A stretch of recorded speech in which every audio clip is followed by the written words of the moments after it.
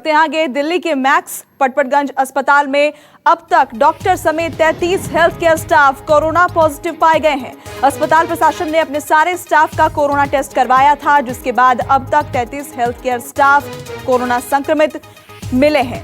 संक्रमित medical staff को max Saket अस्पताल में भर्ती करा दिया गया है। इस वक्त की बड़ी खबर हम आपको बता रहे हैं दिल्ली से, जहां लगातार जो हेल्थ स्टाफ हैं वो कोरोना से संक्रमित हो रहे हैं और दिल्ली के मैक्स पटपटगंज में 33 कोरोना पॉजिटिव मरीज मिले हैं।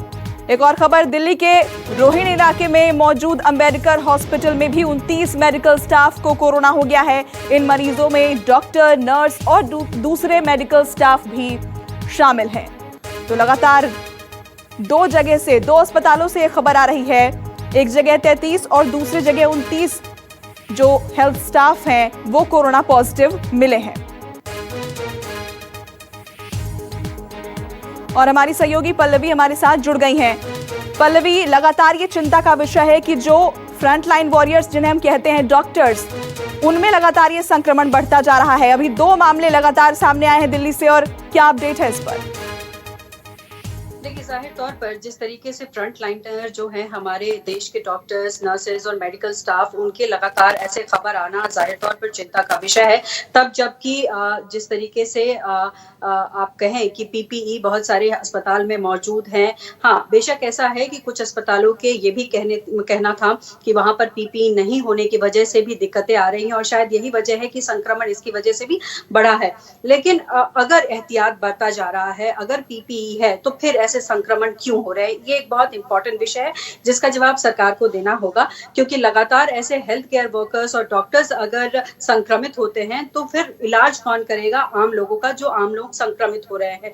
अगर हम देखें तो सिर्फ मैक्स साकेत ही नहीं, बल्कि एम्स जैसे संस्थान, आरएमएल, ये जो बड़े संस्थान है, मेडिकल संस्थान, वहां पर भी डॉक्टर्स जो है वो पॉजिटिव मिले हैं। साथ ही साथ वहां के नर्सेज भी मिले हैं। उन तमाम लोगों को क्वारंटाइन किया गया है। कल हमने एक खबर ये भी चलाई थी कि एम्स के कीमो डिपार्टमेंट में जो है वहां पर एक नर्स पॉजिटिव पाई गई थी। उसके बाद वहां डॉक्टर्स और वहां के जो पेशेंट हैं उनको क्वारंटाइन किया गया, कुछ को आइसोलेट किया गया है।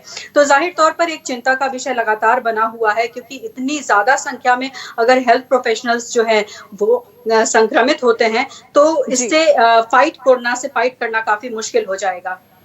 पल्लवी, इन सभी मरीजों को, जो ये हेल्थ स्टाफ जो कोरोना पॉजिटिव निकले हैं, इन सभी को फिलहाल कहाँ रखा गया है? और अगर दोनों हॉस्पिटल्स की बात करें तो क्या उन्हें सील किया गया है? देखिए, जब पहले की स्थिति थी तो पहले की स्थिति ये होती थी कि आरएमएल, सफदरजंग जैसे अस्पतालों में ही आइसोलेट किया जाता था। लेकिन धीरे धीरे जिस तरीके से पेशेंट और हेल्थ केयर वर्कर्स की संख्या जिस तरीके से बढ़ने लगी, प्राइवेट अस्पतालों को भी ये ताकीद की गई कि वहां पर आइसोलेशन वार्ड बनाया जाए, ताकि अगर किसी तरीके से कोई भी व्यक्ति संक्रमित पाया जाता है तो वहां उसको आइसोलेट किया जाए। वैसे कहें तो जो झज्जर में एम्स है वहां पर सबसे बड़ा वो बनाया गया है जहां पर कोविड पेशेंट को रखा जाता है। लेकिन अलग अलग इलाकों में, अलग अलग अस्पतालों में भी आइसोलेशन वार्ड बनाए गए हैं। तो जहां भी, जैसे मान लीजिए कि मैक्स हॉस्पिटल में कोई संक्रमित पाया गया है तो उसको वहीं आइसोलेट किया गया होगा। लेकिन अगर वहां पर संख्या ज्यादा होगी तो फिर अन्य अस्पतालों में फिर उसको भेजा जाएगा। जी पल्लवी, बहुत शुक्रिया आपका इस जानकारी के लिए। अगर आपको हमारा ये वीडियो पसंद आया हो तो इसे लाइक और शेयर जरूर करें। अगर इस वीडियो पर आपकी कोई राय है तो नीचे कमेंट भी कर सकते हैं। और हाँ, देश और दुनिया की तमाम खबरों से वाकिफ रहने के लिए अभी सब्सक्राइब करें न्यूज़ 24 का यूट्यूब चैनल। न्यूज़ 24, निष्पक्ष खबरें।